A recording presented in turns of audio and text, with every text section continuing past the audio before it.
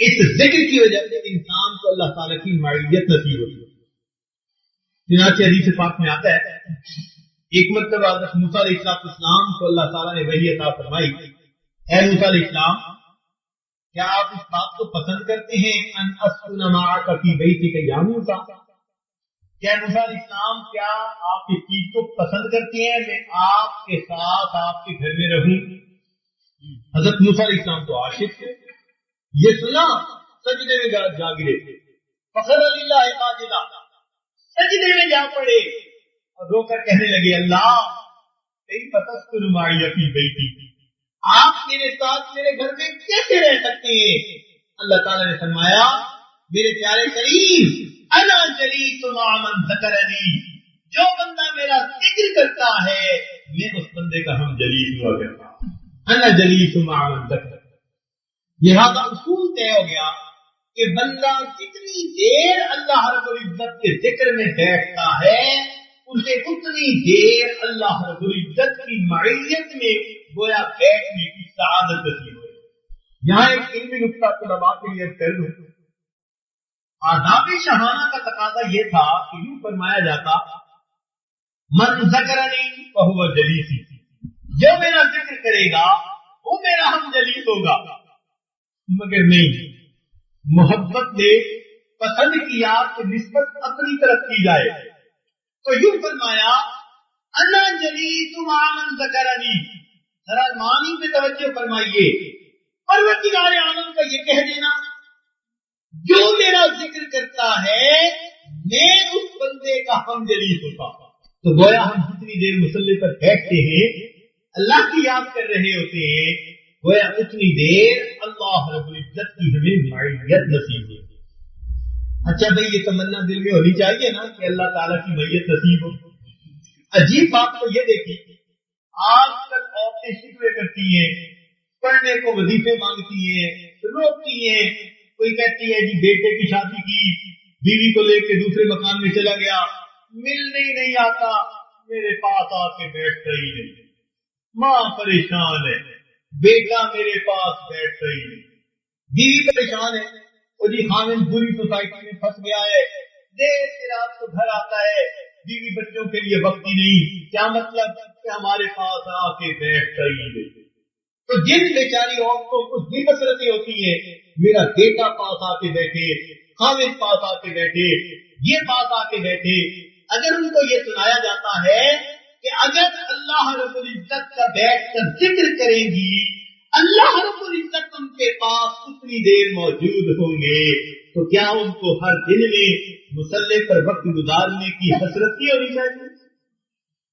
تو ہر دن میں یہ سفر, یہ دل کی طرح کو گھر کے سارے کام کاج سمیٹیں عورتیں اور دل کی چاہت کو میں ضرور مصلی پر بیٹھوں گی, حتیٰ کہ اتنا اللہ کا ذکر کروں گی کہ گویا اتنی دیر اللہ رب العزت میرے پاس بیٹھے. اللہ اللہ رب العزت کی معیت نصیب ہو رہی. اچھا یہ بتائیں کہ جب بندے پر مصیبت آتی ہے تو کون اس کے کام آتا ہے؟ وہی کام آتا ہے جس جو اس کے پاس ہوتا ہے, پاس بیٹھنے والے ہی کام آتے ہیں نا. اس لیے تو لوگ کہتے ہیں کہ دور کے رشتے داروں سے قریب کے پڑوسی اچھے ہوتے ہیں کہ مصیبت میں اسی وقت حاضر ہو جاتے ہیں. تو دنیا میں عام طور پر دیکھا گیا جو قریب ہوتے ہیں جب مشکل بنتی ہے وہ قریب والے ہی اس کی فکر کیا کرتے ہیں. لہذا دنیا میں جو بندہ اللہ رب العزت کا ذکر کثرت سے بیٹھ کر کیا کرے گا اور اسے اللہ کی معیت نصیب رہے گی. جب بھی دنیا میں یا آخرت میں بندے پر کوئی مصیبت بنے گی پروردگار عالم بندے کی مصیبت میں اس کے چار مانے. یہ کھیتی ہمیں آج لگانے کی ضرورت ہے. اللہ رب العزت سے یہ رشتہ آج مضبوط سے اضبط کرنے کی ضرورت ہے, گہرا کرنے کی ضرورت ہے. پھر دیکھیے کیا حساب بنتا ہے. دو باتیں طے شدہ آپ کی خدمت میں پیش کر کے بات مکمل کر دیتا ہوں. دو باتیں طے شدہ. ایک بات تو یہ کہ جتنا ناشکرا انسان ہے اتنا ناشکرا اور کوئی نہیں. یہ طے شدہ. جتنا ناشکرا انسان ہے اتنا ناشکرا اور اس لیے تو پروردگار کو کہنا پڑا وَقَلِيلٌ مِّنْ عِبَادِيَ الشَّكُورُ، میرے بندوں میں سے تھوڑے میرے شکر گزار، تو باقی کیا بنے؟ ناشکرے۔ تو جتنا ناشکرا انسان ہے اتنا ناشکرا اور کوئی نہیں۔ رحمتیں ہوتی ہیں، برکتیں ہوتی ہیں، شکر کرنا بھول جاتا ہے، ذرا تکلیف ہوتی ہے شکوے فوراً کرنے شروع کرتے ہیں، فوراً شکوے۔ مشہور واقعہ رابعہ بصریہ نے ایک نوجوان کو دیکھا، سر پہ پٹی باندھے جا رہا تھا، بچے پٹی کیوں باندھی ہوئی ہے؟ کہنے لگا اماں میرے سر میں درد ہے، پہلی دفعہ زندگی میں ہوئی ہے، پہلے تو کبھی نہیں ہوئی۔ بیٹا تمہاری عمر کتنی ہوگی؟ 30 سال میری عمر ہے۔ فرمانے لگی بیٹا 30 سال تیرے سر میں درد نہ ہوا، تو نے شکر کی پٹی تو کبھی نہ باندھی، آج درد ہوا شکوے کی پٹی فوراً باندھ لی ہے۔ تو یہ انسان کی حالت کہ نعمتوں کی قدردانی کر نہیں پاتا، ذرا سی اونچ نیچ ہو تو بس اسی وقت شکوے پہ جنڈا ہاتھ میں لے لیتا ہے، نہ شکر لیتا ہے، ذرا سی بات۔ اس لیے ایک بزرگ تھے عطاء بن ابی رباح رحمۃ اللہ علیہ، ان کا بڑا عارفانہ کلام ہے، امام اعظم حنیفہ رحمۃ اللہ علیہ کے اساتذہ میں ان کا نام آتا ہے، بڑے سوار تابعین میں سے فرماتے تھے کہ ایک مرتبہ اللہ تعالیٰ نے الہام فرمایا اور ارشاد فرمایا کہ عطا ان بندوں سے کہہ دیجیے، ان بندوں سے کہہ دیجیے کہ ان کو اگر کوئی چھوٹی سی بھی تکلیف پہنچتی ہے یہ فوراً اپنے دوستوں کی محفل میں بیٹھ کر میرے شکوے کرنے لگ جاتے ہیں، جبکہ ان کے نام اعمال گناہوں سے بھرے ہوئے میرے پاس آتے ہیں، میں فرشتوں کی محفل میں کبھی ان کے شکوے تو نہیں کیا کرتا۔ تو باقی جتنا ناشکرا انسان ہے اتنا ناشکرا کوئی نہیں۔ اس لیے ارشاد فرمایا ان الانسان لربہ لکنود وانہ علی ذلک لشہید، اور وہ خود اس کے اوپر گواہ ہے، دل گواہی دیتا ہے کہ واقعی میں نے شکر۔ اس معاملے میں تو ہم سے جانور بھی اچھے ہیں۔ کہتے ہیں کہ ایک صاحب متوکل تھے، توکل کر کے بیٹھ گئے کہ بس مجھے اللہ رب العزت رزق پہنچائیں گے، میں اس کی عبادت کروں گا، دین کا کام کروں گا۔ روٹی ملنی شروع ہو گئی، اللہ تعالیٰ کوئی نہ کوئی بندوبست فرما دیتے۔ کئی سال اسی طرح رہا، ایک مرتبہ 3 دن کا فاقہ آ گیا۔ اب تیسرا دن جب فاقے کا آیا تو کہنے لگے جی اب تو اٹھتا ہوں۔ چنانچہ اٹھے اور کسی سرمایہ دار کے دروازے پر جا کر حالت بتائی کہ بھائی 3 دن سے بھوکا ہوں، کچھ دے دو۔ اس نے 3 روٹیاں دے دی۔ اب یہ 3 روٹیاں لے کر واپس چلے، اللہ تعالیٰ کی شان کے کتا پیچھے پڑ گیا اور وہ احساس سے بس لگتا تھا کہ چڑھ دوڑے گا۔ انہوں نے مجبور ہو کے 1 روٹی اسے ڈال دی، اس نے روٹی کھا لی، پھر پیچھے ابھی راستہ طے ہوا نہیں تھا، جان بچانے کے لیے دوسری بھی ڈال دی، اس نے دوسری بھی کھا لی، اور پھر بھاگ کے پھر پیچھے، ابھی پھر راستہ طے نہیں ہوا تھا، بڑی کوشش کی کہ روٹی بچا لو، جان پھر بنتی نظر آئی تو تیسری بھی ڈال دی، کتے نے تیسری بھی کھا لی۔ اس کو بڑا غصہ آیا، کہنے لگا کہ تو کتنا جو ہے وہ ظالم ہے کہ تو نے 1 روٹی بھی میرے کھانے کے لیے نہ چھوڑی۔ اللہ تعالیٰ نے کتے کو گویائی عطا فرمائی، کتے نے اس سے ہم کلامی کی، کہنے لگا میں ظالم نہیں، ظالم تم ہو، 3 سال تمہارا مالک تمہیں عطا کرتا رہا، صرف 3 دن کا ناغہ ہوا تم نے مالک کے در کو چھوڑا اور دنیا والے کے در کو جا کر پکڑا۔ اپنی حالت کو دیکھو، ظالم میں نہیں ہوں، میں مالک کا در نہیں چھوڑتا کہ تم مجھے ظالم کہو، ظالم تم ہو، اتنا عرصہ تمہیں نعمتیں ملی وہ یاد نہ رکھی، 3 دن کا فاقہ آیا، اللہ کے در کو چھوڑ کے دنیا والے کے دروازے سے کھڑا۔ چند اشعار ہیں پنجابی کے، امید قوی ہے کہ آپ نہیں سمجھیں گے، یہ آج اس کا کچھ ترجمہ کر دے گا، لیکن چونکہ بزرگوں کے عارفانہ کلام میں عجیب تاثیر ہوتی ہے اس لیے اب دل میں آ گئے ہیں تو یاد پڑے گا ضرور۔ بلے شاہ قصور میں ایک بڑے بزرگ گزرے، بلے شاہ ان کا عارفانہ کلام ہے، فرماتے راتیں جاگیں کہ شیخ سڈاویں راتی جاگن کتے تے تم کتے کہ تم رات کو جاگتے ہو تہجد میں اور اپنے آپ کو بڑا شیخ کہلواتے ہو. ارے میاں رات کو تم کتے بھی جاگتے ہیں. تم اگر مصلی پہ بیٹھ کے اپنے مالک کو یاد کر رہے ہو تو وہ بھی تو ساری رات جاگ کے مالک کے گھر کا پہرا دیتے ہیں. تم نے کون سا تیر مار لیا؟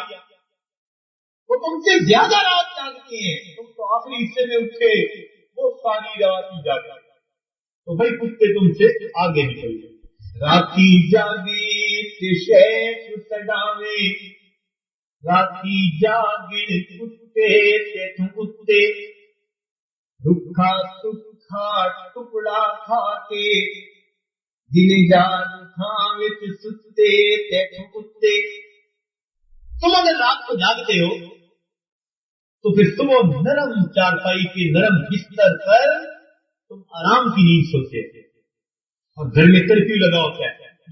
حضرت صاحب اس رات کے بعد سوئے ہیں اب تو بتانا بھی نہیں جگانا بھی نہیں. اور جو رات کی ڈیوٹی کر کے آتے ہیں ان کی بیویاں بیچاریاں بچوں کو ہاتھ جوڑ رہی ہوتی ہیں. خدا کا واسطہ آہستہ بولو یہ تمہارے ابو اٹھ گئے میری کم بختی آ جائے گی. ناراض ہوتے کہتے ہیں میں رات کی ڈیوٹی کر کے آیا ہوں مجھے ڈسٹرب کیا. بندے کا یہ حال اور کتے کا یہ حال کہ ساری رات جا کر اس نے پہرا دیا صبح اس کے سونے کے لیے بستر کوئی نہیں. وہ کسی دیوار کے ساتھ کسی درخت کے نیچے کہیں بھی زمین کے اوپر پڑ کے لیتے. راتی جاگے تے شیخ سڈاویں راتی جاگے کتے تے تم کتے رکھا سکھا ٹکڑا کھا کے دن جار کھاں وچ ستے تے تم کتے در مالک دا بھول نہ چھوڑن ہمیں مارے 100 جتے تے تم کتے. یہ کتے اپنے مالک کا در نہیں چھوڑتے حتیٰ کہ وہ مالک اپنے کتے کو 100 جوتے بھی لگائے یہ وقتی طور پر تو دور ہو جائے گا تھوڑی دیر بعد اسی مالک کے دروازے پہ آ کے گئے. اور اے سالک تجھے چھوٹی سی کوئی تکلیف آ جاتی ہے تو مسجد کا راستہ بھول جاتا ہے. ذرا سی کاروباری پریشانی آئی بس مسجد میں آنا بھول گیا. تو وہ فرماتے ہیں راتی جاگے کہ شیخ سڈاویں راتی جاگے کتے کہ تم کتے رکھا سکھا ٹکڑا کھا کے دن جاگ کھاں وچ ستے تے تم کتے در مالک دا بھول نہ چھوڑن ہمیں مارے 100 جتے تے تم کتے. اٹھ بلیا تو یار منا لے نہیں تے بازی لے گئے کتے تے تم کتے. او بلیا اٹھ رات کا وقت ہے تو اٹھ کے اپنے یار کو منا لے ورنہ تو تجھ سے کتے بھی بازی تھے. تو سچی بات تو یہ ہے کہ جتنا ناشکرا انسان ہے اتنا ناشکرا کوئی نہیں. پہلی بات. اور دوسری بات کہ جتنا جلدی اللہ رب العزت راضی ہوتے ہیں اتنا جلدی کوئی راضی نہیں ہوتا. یہ بھی عجیب بات ہے. ماں بھی دیر سے مانتی ہے باپ بھی دیر سے مانتا ہے بیوی بھی دیر سے مانتی ہے بچے بھی دیر سے مانتے ہیں دوست ناراض ہو جائیں دیر سے مانتے ہیں. کوئی بھی ناراض ہو دیر لگائے گا ماننے میں. اللہ رب العزت کی ذات ایسی ہے کہ جب اس کو منانے والا اللہ کے در پر آتا ہے وہ پروردگار ماننے میں دیر نہیں لگایا. اتنا جلدی پروردگار مانتے ہیں اتنا جلدی تو کوئی نہیں. میں نے ایک مرتبہ سال بعد کے امتحان لینا تھا بخاری شریف کی طالبات کی. انہوں نے ایک سوال پوچھا ایسے ہی کہ یہ بتاؤ کہ سب سے جلدی کون مانتا ہے. ایک بچی نے جواب دیا کہ حضرت سب سے جلدی امی مانتی ہے. پوچھا بچہ وہ کیسے؟ کہنے کی حضرت میں اپنے گھر میں دیکھتی ہوں اگر کبھی میرے بھائی کو میری امی ڈانٹے اور بھائی چپ کر کے باہر نکل جائے تو تھوڑی دیر میں امی پریشان ہو جاتی ہے پھر نماز پڑھ کے دعائیں مانگ رہی ہوتی ہے شام تک نہ آئے اور پریشان ہو جاتی ہے، عشاء تک نہ آئے تو مسلے پہ بیٹھی ہاتھ پھیلا کے رو بھی رہی ہوتی ہے۔ میں پوچھتی ہوں امی آپ کیوں رو رہی ہیں؟ بیٹی تمہارا بھائی ابھی تک واپس نہیں آیا، میں رو رہی ہوں، دعا مانگ رہی ہوں اللہ اس کو برے فتنوں سے بچانا، بخیریت اس کو گھر واپس لانا۔ اب ماں کو دیکھو کہ وہ اپنے بیٹے کے آنے کے انتظار میں، میں نے کہا امی آپ نے ڈانٹا کیوں تھا؟ کہ بیٹی ماں ہوں، تربیت کے لیے بات میں نہیں سمجھاؤں گی تو کون سمجھائے گا، مگر میں یہ بھی نہیں چاہتی کہ وہ گھر سے چلا جائے۔ اب بھائی پھر نہیں آیا، کھانے کا وقت ہو گیا، سب نے کہا جی کہ کھانے میں لگا دیجئے دیر ہو رہی ہے۔ امی سب کو کھانا کھلائے گی خود نہیں کھائے گی۔ امی آپ کیوں نہیں کھا رہی؟ بس میرا دل نہیں کر رہا۔ خدا بیٹے سے ہے، پریشانی بیٹے کی ہے، سب کو کھلا دے گی خود نہیں کھائے گی، کیوں؟ دل میں ہوگا پتہ نہیں میرے بیٹے نے کھایا ہوگا یا کھانا نہیں کھایا۔ سونے کا وقت آ گیا، سب سو جاتے ہیں، میں دیکھتی ہوں امی جاگ رہی ہے۔ امی کیوں جاگ رہی ہے؟ بیٹا ہو سکتا ہے تیرا بھائی آئے اس کو کہیں دروازے سے زیادہ دیر نہ کھڑا ہونا پڑ جائے۔ امی سو جائیں نا، لیکن مجھے نیند ہی نہیں آ رہا، سب سو رہے ہوتے ہیں، پورے گھر میں ماں جاگ رہی ہے۔ رات کے وقت ہی بھائی واپس آتا ہے اور اپنے کمرے میں گھس جاتا ہے۔ امی فوراً میرے پاس آتی ہے، کہتی بیٹی کھانا گرم کرو اپنے بھائی کو کھلاؤ، پتہ نہیں کھایا ہے۔ میں دروازہ کھٹکھٹاتی ہوں، بھائی نہیں کھولتا۔ میں کہتی ہوں امی وہ نہیں کھاتا، کیا فکر ہے آپ کو، صبح دیکھیں گے۔ تو ماں رات بتابی میں گزارتی ہے، صبح فجر کی نماز پڑھ کے پھر مجھے کہتی ہے اچھا جلدی ناشتہ بنا کے بھائی کو دو کہ وہ کچھ تو کھا لے۔ امی آپ کو کیا ہو گیا، کیوں اتنی پریشان ہے؟ کھا لے گا، خود ہی بھوک لگے گی۔ نہیں بیٹی جا کے دے آؤ۔ میں کہتی ہوں امی اگر آپ ناراض ہیں تو پریشان کیوں ہیں؟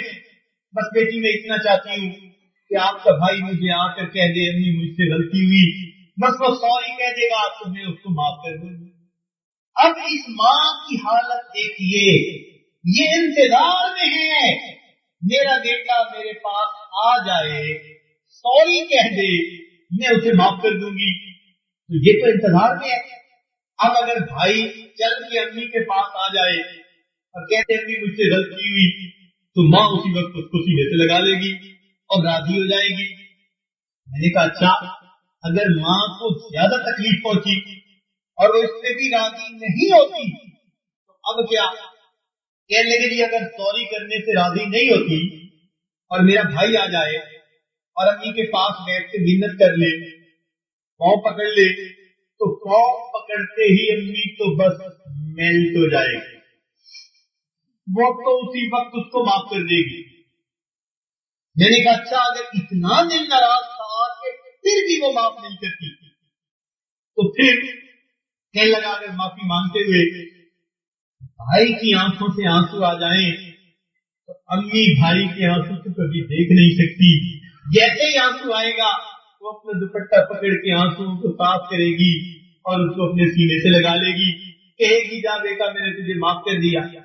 تو وہ اس نے دلیل دی کہ ماں کتنا جلدی مانتی ہے، اول تو گھر آ کے صرف سوری کہہ دے تو بھی مان جاتی ہے، پاؤں پکڑ لے تو بھی مان جاتی ہے، اور اگر آنکھوں سے آنسو بہا لے پھر تو یقینی مان جاتی ہے۔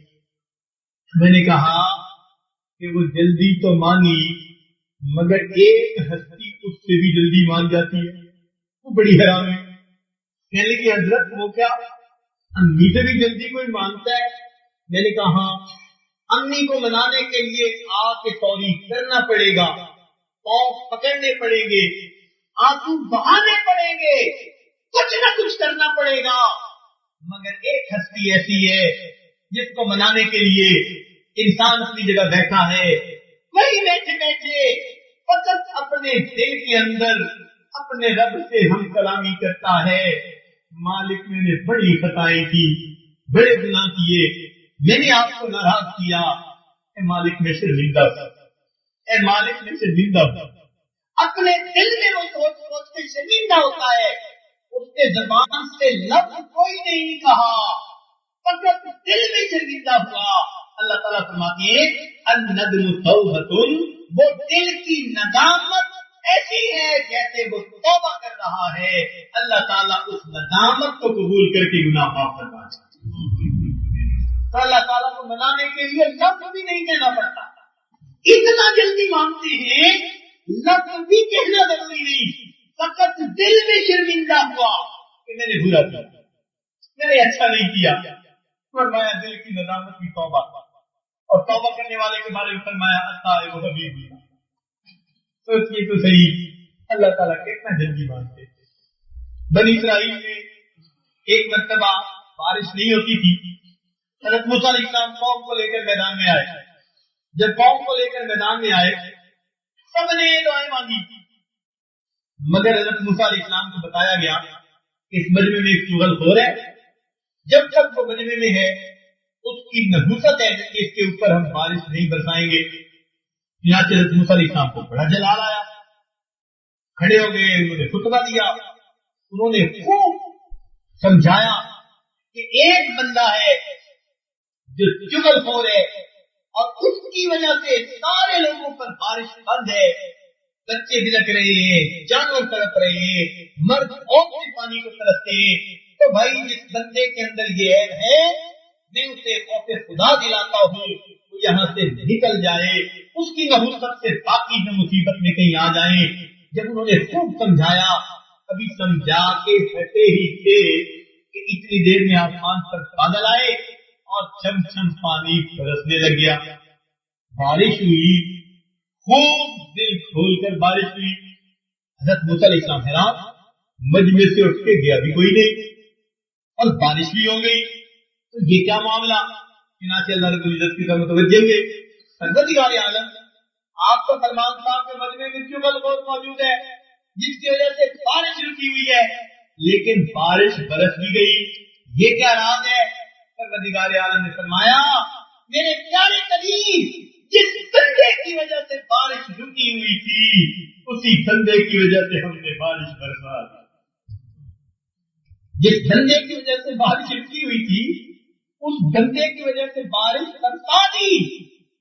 مالک وہ کہتے کہ جب آپ نے خطبہ دیا اس وقت اس بندے نے اپنی جگہ بیٹھے ہوئے میری طرف دھیان کیا اور مجھے کہنے لگا اللہ ویسے واقعی گنہگار ہوں، میں بڑا خطا کار ہوں، اگر اس وقت میں اٹھ کے جاؤں گا میں سارے لوگوں میں ذلیل ہو جاؤں گا۔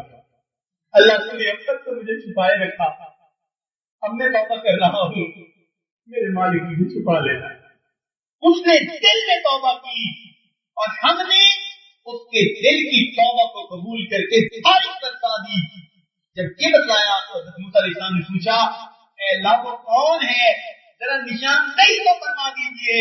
پروردگار نے فرمایا میرے پیارے کلیم، جب گنہگار تھا تب ہم نے رسوا نہ کیا، اب تو توبہ کر کے دوست بن چکا، ہم سے کیسے رسوا کر دیں گے؟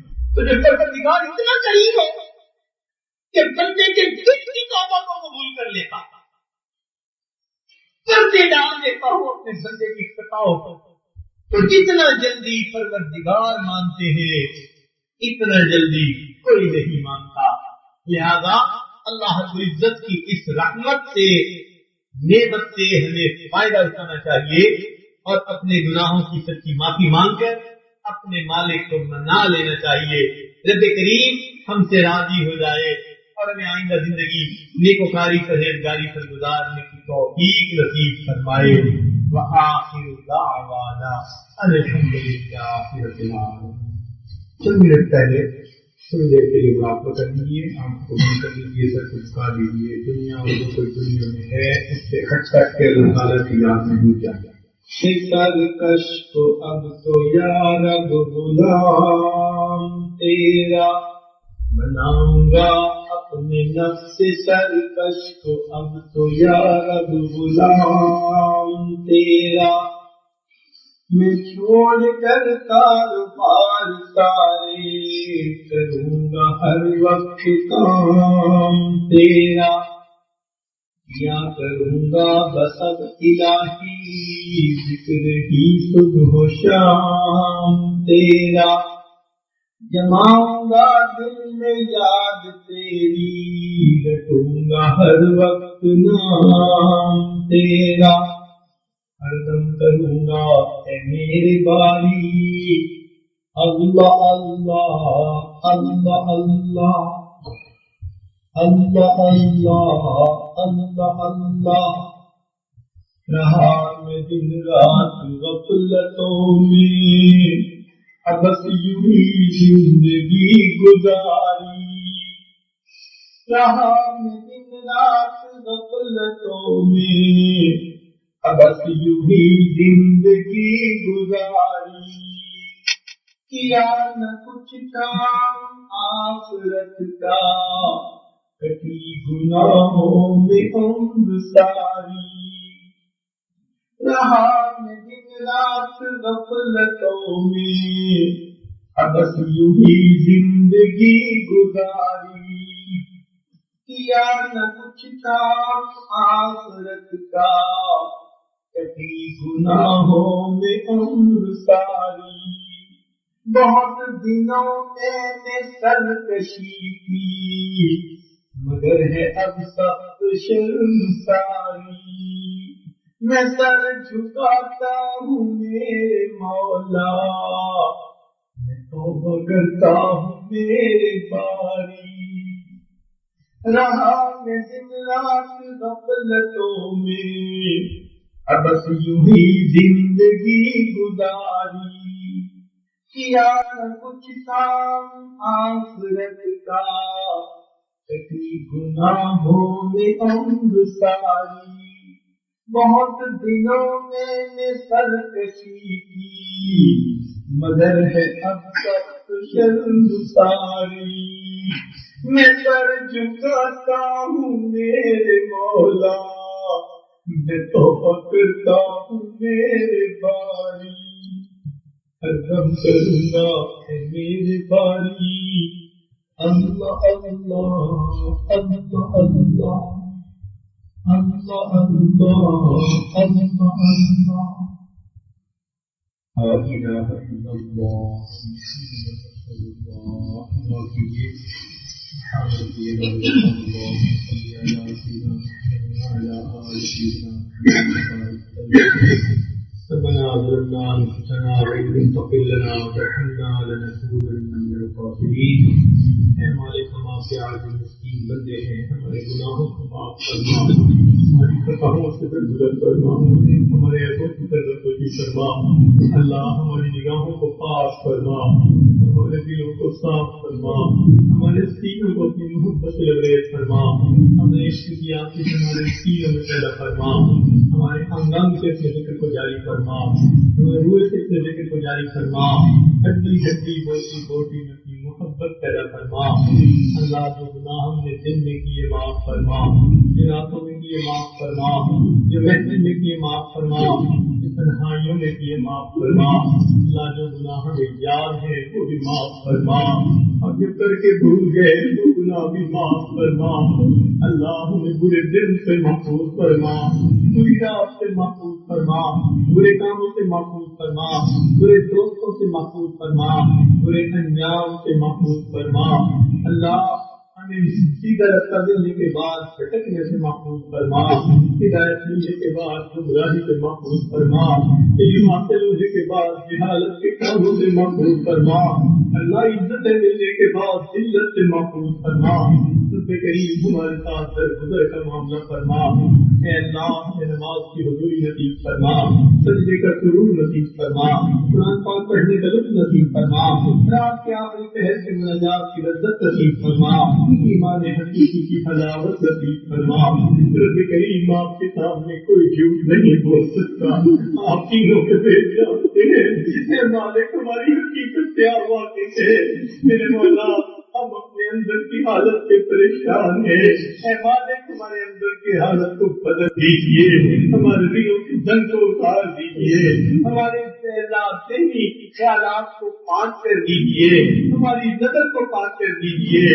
سوچوں کو پاک کر دیجیے، اے اللہ ہمیں عبادات میں لذت عطا فرما دیجیے، نماز کی حضوری نصیب فرما دیجیے، اے اللہ عمر گزرتی چلی جا رہی ہے، ہمیں ایمان حقیقی کی علامت کب ملے گی؟